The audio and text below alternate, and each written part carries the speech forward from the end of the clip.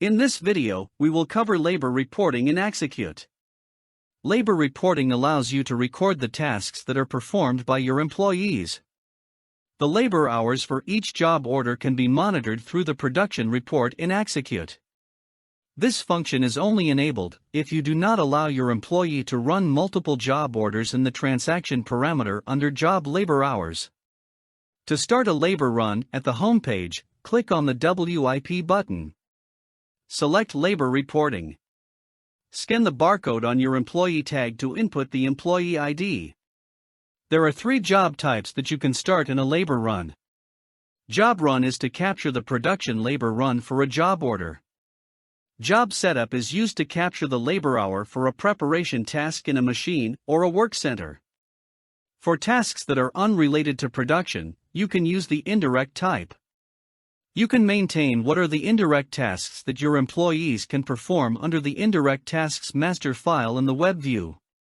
Go ahead and select Job Run to capture the labor hour for a job order. And click on the Next button. First, select the warehouse.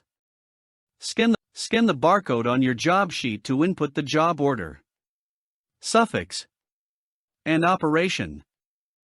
You can also scan the barcode on the machine to enter the machine ID. Click on the Start button to start the labor run in the background. After your employees have completed their labor work, you must end the labor reporting to capture the accurate labor hour. At the home page, click on the WIP button. Select Labor Reporting. Scan the employee barcode to enter the employee ID.